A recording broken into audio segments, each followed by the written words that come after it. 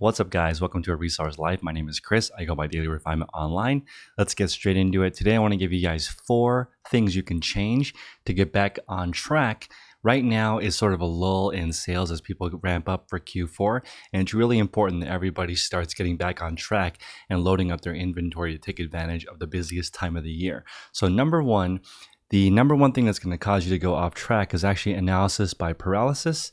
I'm going to give you guys the 22 most powerful categories right now to start prepping in. And what's going to kill you guys is focusing on too many of these categories. So what you want to do is do the Warren Buffett method, which is write down all these categories on a piece of paper by hand. And I want you to focus on the 1 to 5 categories that you are most knowledgeable in and can earn the highest profit and the easiest for you to sell, and ideally harder for other people to sell. As an example, if you are really good at selling typewriters, that's really difficult to ship and you have an advantage over other people doing it. But I'm going to give you guys the 22 categories first. Write these down and then pick the 1 to 5 categories that you want to focus on. Then label the other 21 to 17 categories that you don't do. Label that list, stay away from. And when you get those items, learn how to liquidate them to people that are around you locally, ideally, or put some lots together online, but don't focus on that because it's going to prevent you from being really good at 1 to 5 categories. So these are the categories: cell phones and accessories, TV and video equipment, home audio and theater, headphones, Bluetooth and wireless speakers, wearable technology, cameras, photography equipment, video games, car electronics, home garden and tools, automotive, clothing, shoes and jewelry, sports equipment, computers and office supplies, outdoor stuff, toys, kids and baby, family stuff, wedding stuff, industrial equipment, beauty and health, pets, musical instruments, and medical supplies. Those are the top 22 categories for selling stuff online.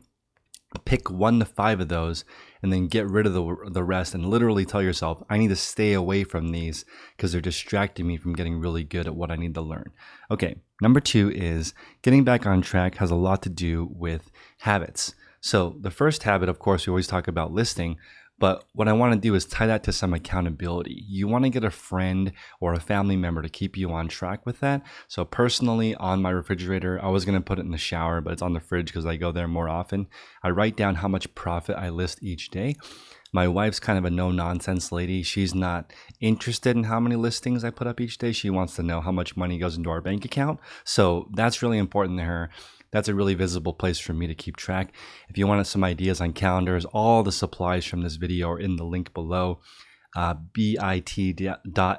So bit.ly/reseller supplies is where I have all my equipment for eBay, YouTube, and etc. So that is an affiliate link. Once you have the accountability set up with your listing, you also want to add in one thing that a lot of people don't talk about, which is donating items. So when we moved into this place, I had the habit of donating 1 item a day, something that we don't use, or maybe there's somebody we can give it to or we can donate it. After 60 days, everything in our apartment is something that we use almost every single day. We're not necessarily minimalist, but we don't have extra for stuff that we don't need. And that low overhead is really good, and that mentality of donating 1 thing a day, we were walking around trying to figure out what we don't use and what we can get rid of. I recommend you do that with your reselling. So in the office, there are plenty of things that we could donate. So I'm continuing this habit there, and staying accountable is just literally on my way home, I have something that I'm going to drop off. There is actually a donation center right by my post office.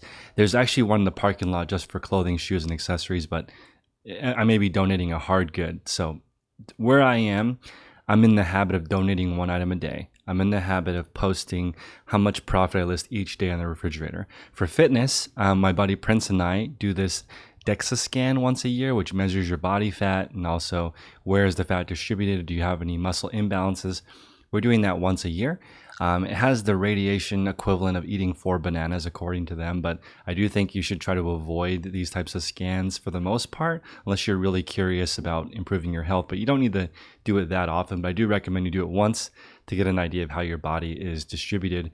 And they'll go over like what you can do specifically for your body to increase your weight or muscle or fat or whatever.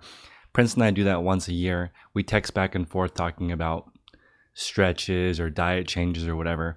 So just one person And then as far as meal prep, I'm a big fan of what you eat, how you sleep, and drinking enough water. As you can see right here, I have a 1 gallon bottle. I just drink that once a day. And it's pretty straightforward. Water, sleep, diet. Diet-wise, we added a new to-do list to the refrigerator that puts in our weekly schedule. What are we going to eat? We either take this list and order the groceries online, or we go to Costco as a nice break. Usually first thing on a Saturday. That way the lines aren't too crazy. Go there and knock out the list. We know what we're going to be eating the next week. That's probably one of my biggest hacks, is not thinking about what I have to eat. We always have prepared meals in case we get busy that are relatively healthy, salads or whatever, and that's keeping it really straightforward. Sleep, my goal at 9 o'clock is to just stop doing anything technology related. I don't have to go to sleep, but if I don't have technology, I'm probably going to go to sleep, because the only thing you can really do is journal, talk in real life to somebody, or you can read. So not much to do, pretty boring. I turn technology off at 9. You probably should turn it off earlier, but I'm still doing things right up until that deadline. So sleep, diet, exercise, that's all tied into accountability. Finally, I want you guys to focus on a 20% improvement. This is maybe the most valuable part of this video, which is minimum wage is about $7. I think is the lowest federal minimum wage. Here it's $15 an hour in Oakland, but $7 an hour nationally. I want you guys to recognize that a millionaire traditionally in the United States earns $70,000 a year and invests $14,000 per year for 30 years, earns a 6% rate in the market. That's it. That's what a normal millionaire does. They live on whatever is left after investing $14,000 per year. That's the equivalent of $35 an hour. And you actually can achieve this from home if you learn how to source online. Of course, when you first start, you're going to be entry level, $7 an hour, just like a regular job. There's no reason for you to be better at it than someone who's never started before. You wouldn't be very good at plumbing either, because you've never done it before. So don't expect yourself to immediately be able to source really profitable items quickly. That's a skill. It takes time. So I want you to focus on getting a raise. Let's take a look at reselling as an occupation, and you give yourself a raise. A 20% raise every year would be considered incredible in the workplace. But in the first couple of years when you're at a job climbing the corporate ladder, you can do that, right? You can go from entry-level person to mid-level manager in a couple of years. And that's more than a 20% increase in pay in the beginning, right? Then you may hit a wall where it's difficult to get to the next level, or there is no next level, or your job becomes automated. But my point is, you can focus on 20% improvements and raises, and what that does is it forces you to get different credentials, different education, different experience. You have to be able to do something different in order to get paid 20% more. So that's what I want you guys to focus on. Different category, better processes, maybe hiring somebody. It's exactly the same as the corporate ladder. Once you hire someone, you become a manager, you have more responsibility and not necessarily more pay. You'll notice this a lot in sales or results-driven companies. Oftentimes the highest paid people are the entry-level salespeople, because they're bringing in all the deals and they're getting paid a super high amount. So I want you guys to really focus on that 20% raise each year, because in less than 10 years, you're going to move from $7 an hour to $44 an hour, which is $88,000 per year. It's almost six figures just from increasing 20% a year. Now, when people come to me with their reselling goals and they want coaching or consulting, they're expecting 20 to 100% increases every single month. And that's that's possible, but again, not really sustainable after the first couple of months or first couple of years. You can't experience that type of growth anymore. You need to be a little bit more realistic, but just keep in mind that when you control your own paycheck, when you're in sales or you're in performance-based businesses like reselling, you can progress much faster than 20% per year. 20% is going from 5 listings to 6 listings. That's how, so most people are on pace to try to do 50 to 100 listings per week, depending on where what your items are. That's right around, in my opinion, about $20 an hour. Once you're at the 50 to 100 listings a week, if you're selling really cheap stuff, about $20 an hour. If you're selling really expensive stuff, you could be earning as much as a surgeon. If you're selling 50 to 100 cameras a week, that's a lot of revenue and a lot of profit per item. So I just want you to focus on getting a raise. Would you pay yourself 20% more this week than last week? Why not? So we want to narrow down our focus as number one. We want to get an accountability partner for all different parts of our life.